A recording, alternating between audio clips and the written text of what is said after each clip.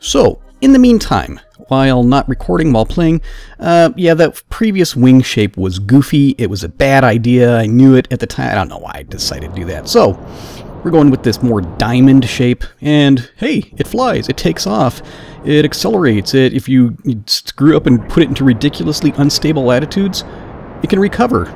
Not only can it recover, it thing can just accelerate straight through the transonic region, exceed Mach 1, and it's perfectly stable. The Mach tuck effect, where that nose drops as you're going transonic, is almost entirely absent with this design. It's, yeah, I really should have done this from the beginning. Not only accelerating through Mach 1, but even if you're kind of screwing around and pulling G's, as you decelerate, also stable.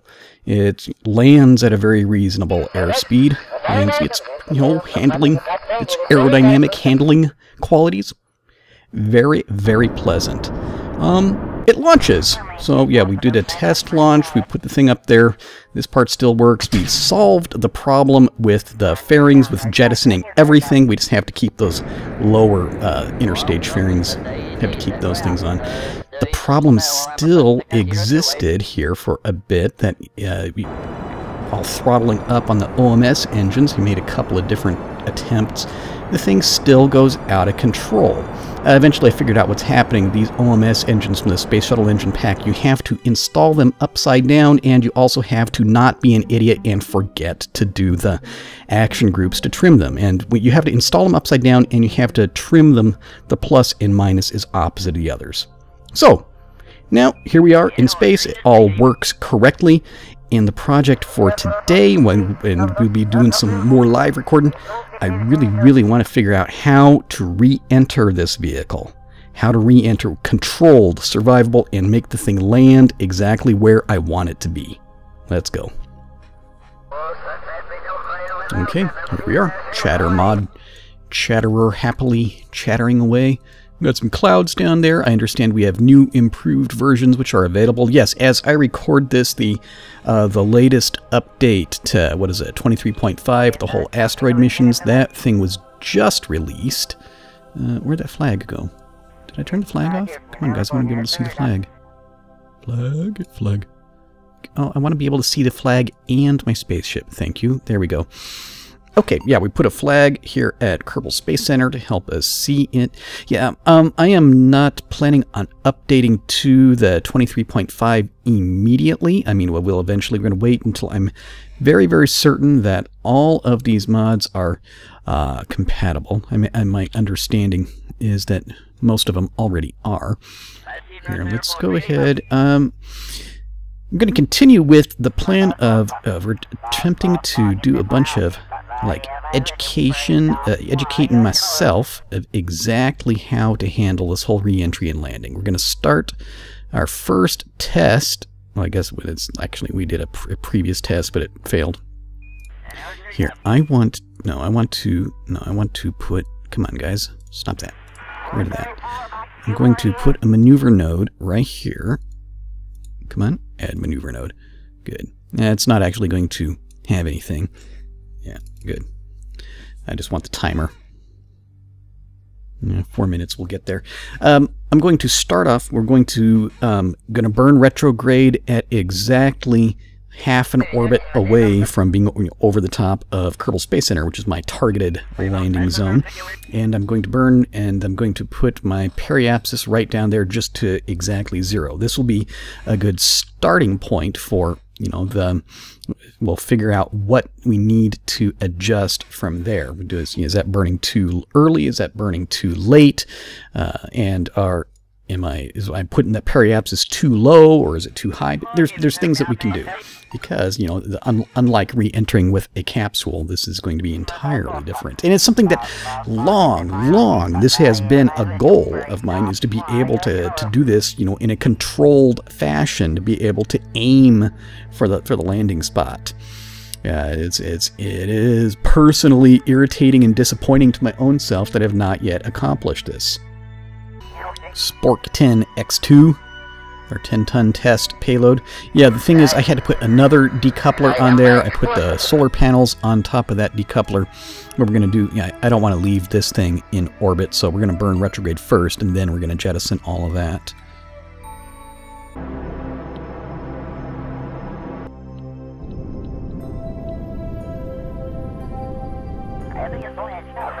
Slightly under. Yeah, just that little bit doesn't actually matter.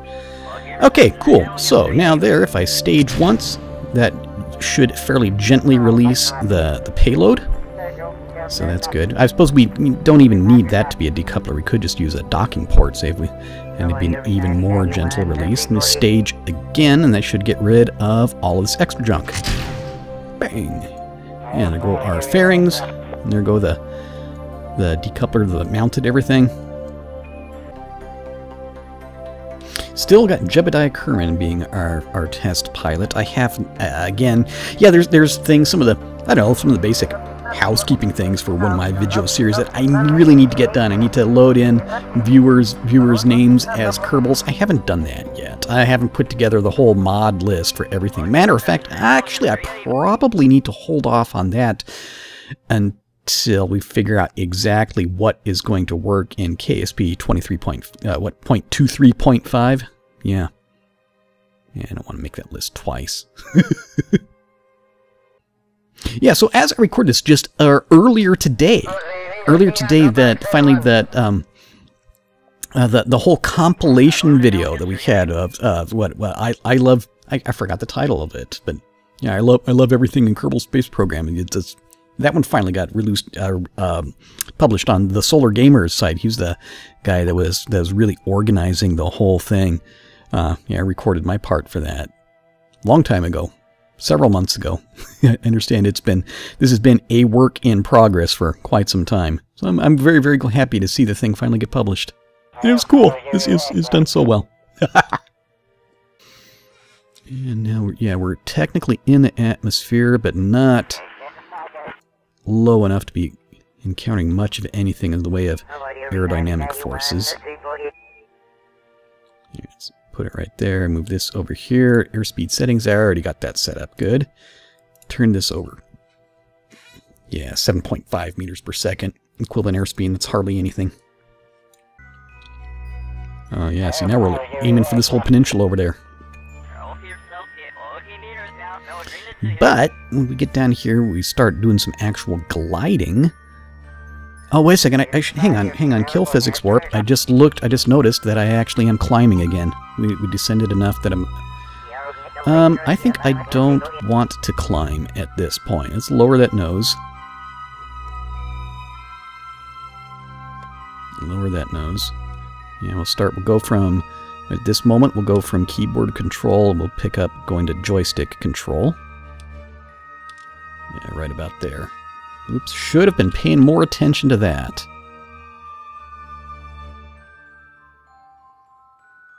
I don't know if we climb. Yeah, we put our apoapsis us up there to 83 kilometers again. Although this may be a way to kind of extend it. But no, I don't want to experiment around with doing that yet either. Doing a skipping reentry. No, I really want this one to go kind of like smooth and normal and standard. It's a big crater. We figured out previously that this big crater, that the first, back in history, in historical times, for the Kerbals, their first Kerbal Space Center was there, but they had a Project Orion thing going, and they did their numbers wrong, and, well, yeah, now we have a big crater.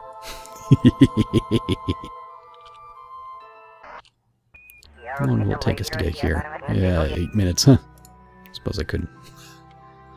So in just a very few minutes, we need to look at... Tell you what, we're actually going to kill physics warp at this point. And we'll try to do all this stuff at real time from here on in. It's going to work! It's going to work, Jeb. I want to see a controllable... I mean, we already had a survivable re-entry, and I suppose, you could even say this could be a viable technique, is just to go tumble wildly, and, until you go subsonic, recover, pull out of it, and land. With a Kerbals, with the Kerbals race's their general disregard for safety, or sane procedures, that may be a totally viable procedure for them, but I kind of don't want to do that. I want to see this thing all controllable all the way down, You can see, yeah, we're starting to get some aerodynamic effects. This is the thing that worries me whenever I see it kind of wandering and yaw. This is the harbinger of bad things coming.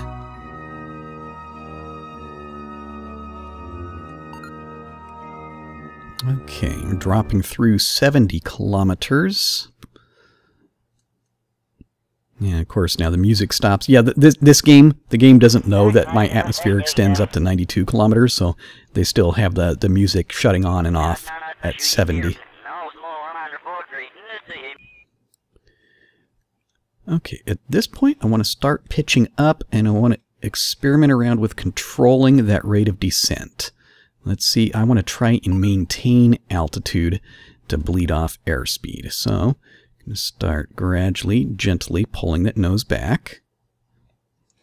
And we can go, I imagine we can go for some pretty high angles of attack. We even get up there, so like 40, 45, if we can. Yeah, this was being not as stable in roll as the previous one. Okay, now we're pulling all the way back.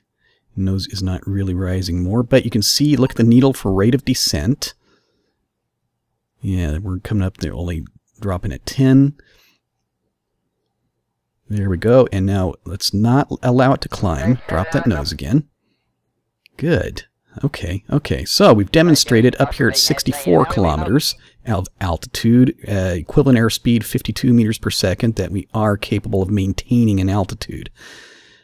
That's good. Up here at nearly Mach 20.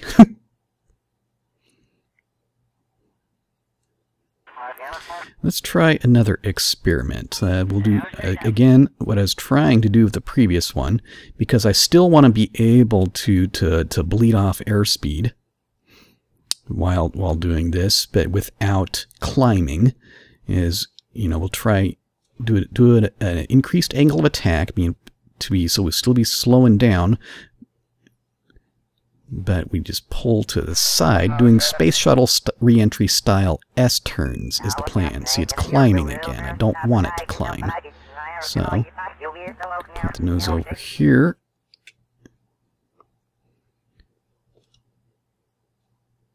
Okay, there's that vertical speed needle dropping some. Come on, guys.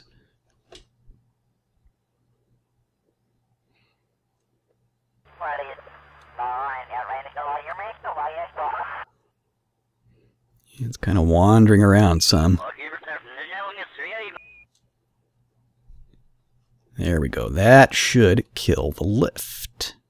Now let's see if we can just kind of maintain altitude. See, now we're starting to drop some.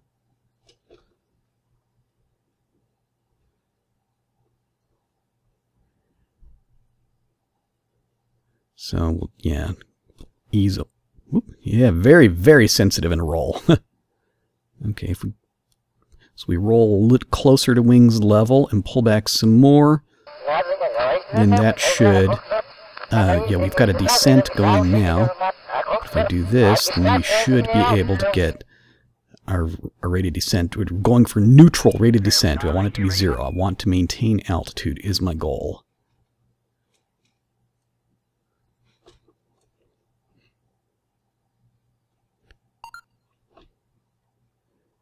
Yep, and there's that needle coming back up.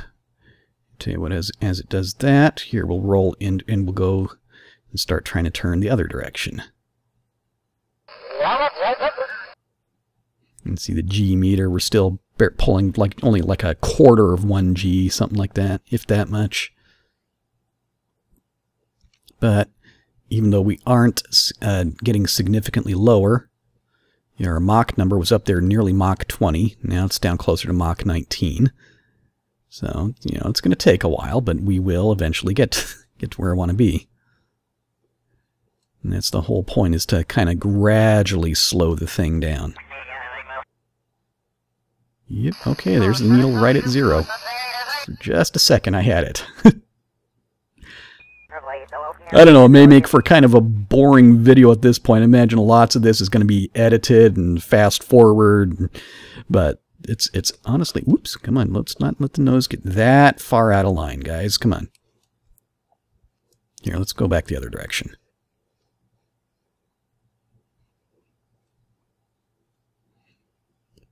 It's been a lot of fun to fly. Okay, still dropping the altitude some. Yeah, we'll go ahead and allow it to drop down some.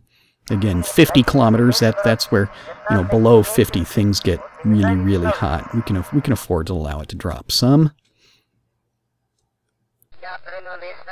Yeah, it tends to wander a lot in yaw, but it's still, I mean, so far, it's not doing the violent spinning out of control that the previous wing design was. All right, good. Yeah, let's cease with the S turns for now and just try and keep it more or less wings level and play around with that pitch and that rate of descent. There we go. Yeah, down to Mach 17.6 and still dropping. Alright, see, things are kind of in control for a minute. Let's take another look at our map. Yeah, look how this arc is extending. Isn't that nice? Whoops, look at that nav ball. Hard to just look away for a second. Things start getting weird on us. So, hang on, I lost track. Is this the coast of Africa coming up? Yes, it is. Alright. So it looks like for first, it anticipates that this first attempt here, if we put our periapsis right down at 0, put it right over Kerbal Space Center, it looks to me like we're going to scream right on by over the top of Kerbal Space Center and keep on going, still too fast to descend. This gives us things that we need to work on. And you see up here at the same altitude as we're dropping our Mach number, also our equivalent airspeed right up here at 55 kilometers. It was over 80, now it's down to 78. So yeah, as we gradually slow down, we're going to lose pitch authority. And eventually there's, we won't be able to keep the thing up at a higher altitude. It's going to drop. Oh yeah, and now we've slowed down enough. Most of our reentry effects, our visible reentry effects, have disappeared. This is a good sign, Whoop, hang on, rate of climb is disappearing. Rate of descent is getting away from us. Pull back more. What happened? And I just looked away for a second. Come on, pull that back. Pull that nose back. Full stick back, keep the wings level. Okay, that needle is gradually starting to rise. Equivalent airspeed picking up. Yeah, looked away for a second. We're going to lose about 3 kilometers of altitude there. But we're all the way up to a full G of deceleration at this point, so that's a good thing. Okay, and there's neutral, and there's climb again. Good.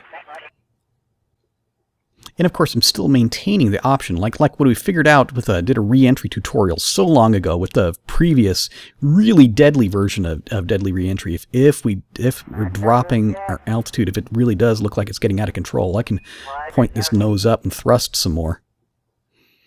We still have like half a tank of fuel for those OMS engines. But I think, just judging by the way this is remaining controllable, judging by the intensity of the re-entry effects, or lack thereof, no, everything is still under control. We've lost about half of our Mach, we're down coming up on Mach 11. I think this is all okay.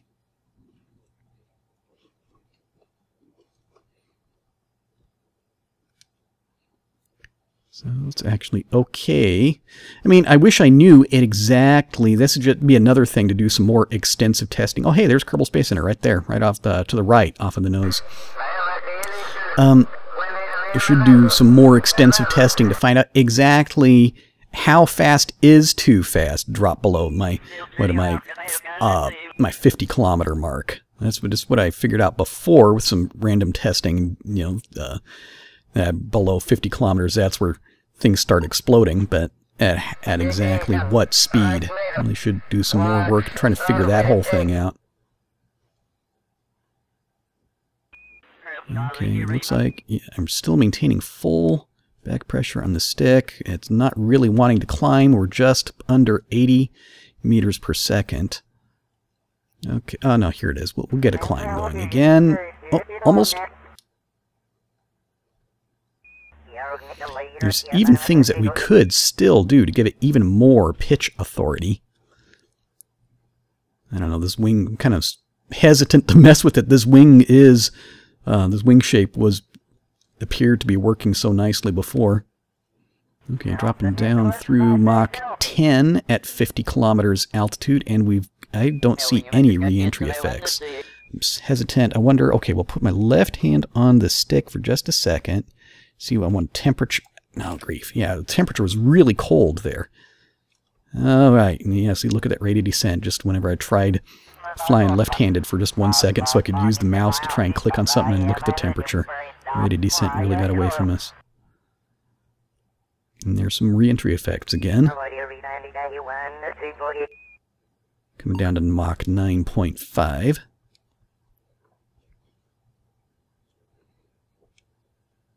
Besides, I know from previous experimentation that the wingtip lights, those things are going to cook off before anything else gets damaged. So, I know that's one really quick indicator. As long as my lights haven't exploded, the rest of the airplane's probably okay, you know? And there's our re-entry effects. Everything's all cooling off down here at Mach 8. Let's try a gentle turn. Just because I don't want to go for a swim at the end of this, you know?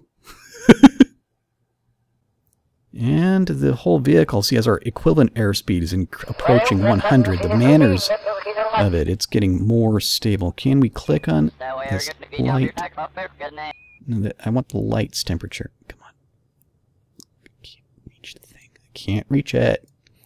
Okay, screw it. I can't do that. Temperature is 800 and something. This is bad. Let's do wings level again. Wings level and pull up. Okay, see that temperature, 750 something.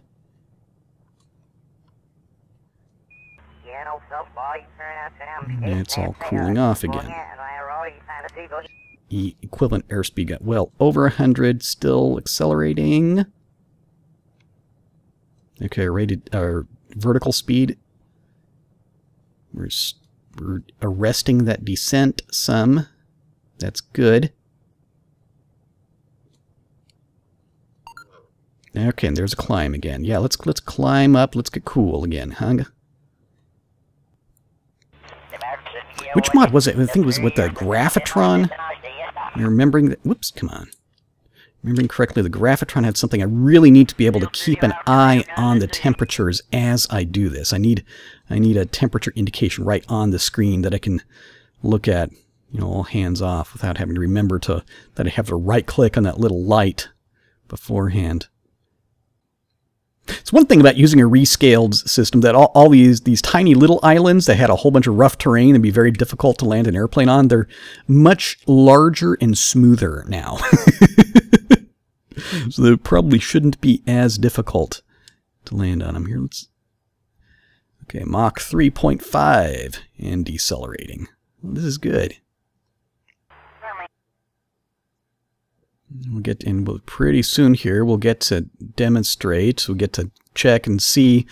That one test flight, we flew this thing decelerated to the transonic range, and it was all nicely stable. So we're about to hit that in just a few seconds again, in the hope that it remains nicely stable. It's really hard to call at this point. I don't know. I think that we're probably going to get wet. I think Jeb's going for a swim. Okay, here's Mach 1.2. It's slowing down, and around this range is where usually things get kind of scary. But this vehicle is not handling appreciably different at the moment. Matter of fact, you look at our equivalent airspeeds increasing more than it needs to. Let's pull back some. Let's actually turn the SAS off. We don't really need that at this point, do we?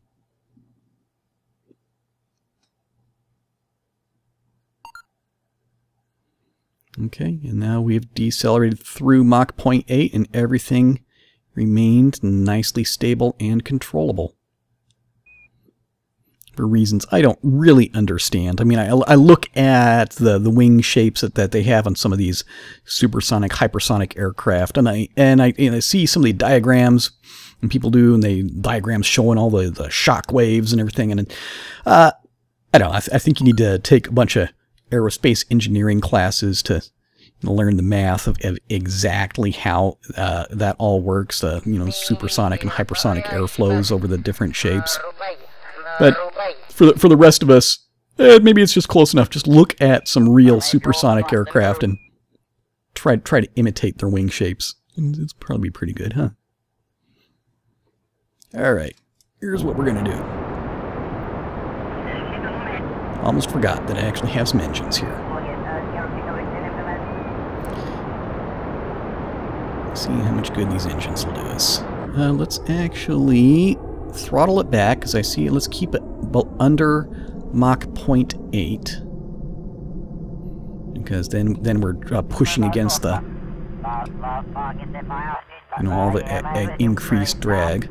And keep it under that, and try to like maintain altitude. And I just want to get over ground here.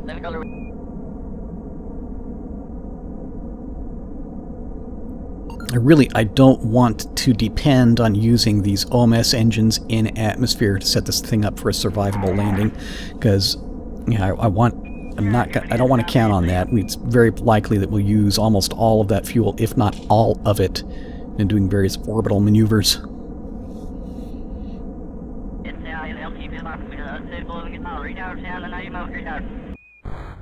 And that's it. Might as well kill that throttle now. And we're just gliding. But it looks very, very, very likely. I'd say we're definitely going to land on some ground here. Good stuff. Grabs that nose here. Let's try to maintain, let's call it like 80 meters per second in the glide. How about that? We'll try to avoid those mountains, as that could be problematic. Probably going to make a right turn over here as we cross, as we get feet dry. Across the shoreline.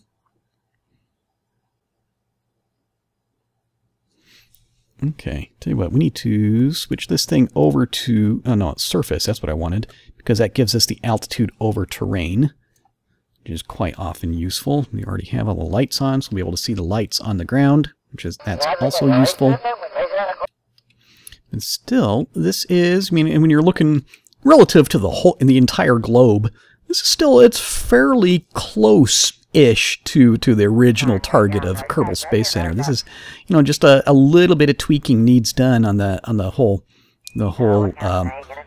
descent profile. And we'll figure out how to just hit it first time. I suppose actually it's okay. We'll drop our nose a little bit, pick up a little more airspeed, or to be sure that we have plenty of airspeed down lower in case we need to do some fine-tuning to the whole landing. Let's stick that landing gear out. Okay, just a couple 100 meters up. Yeah, there's our lights down on the ground. Bleed off a little more airspeed here. Just fly slightly one wing low because of the hill. And allow her to set down. Yep, just like that. Hit the brakes. Brakes, brakes, brakes. Oh, Jeb is not smiling right then. Come on, smile, Jeb. That was a pretty nice landing. Yep, okay, all right. Successful. So we've got a successful spaceship here. Yeah, Jeb's waving his arms around. Yeah, he's happy about it. Good job, Jeb. Oh, well, yeah. That worked out just fine. Yeah, we can launch a payload. We can re-enter. We can land. This is a successful vehicle. This is a good lifter. So I'm happy about that. I don't feel the need to mess with the design of this right offhand. But what I am going to do, it's time to start. Yeah, we're going to start putting some payloads up there. I believe before I do that, yeah, we're going to try to get everything transferred over to the new version of the game. You know, the whole variety with the asteroids and everything. Start putting space stations up there. Start assembling larger spaceships in order to go elsewhere in our larger upscaled system and start going exploring some of these places. Yeah, and we'll just use our 10-ton payload limit to start off with. If I find that is really stifling the creativity, if I think that I really need larger versions, then then we'll go in and look at upscaling this whole thing. But I believe this should be a sufficient launcher for my needs for now. Okay, it's been fun. It's cool. I'm going to recover this vessel and stop recording. I'll talk to everybody later. Goodbye.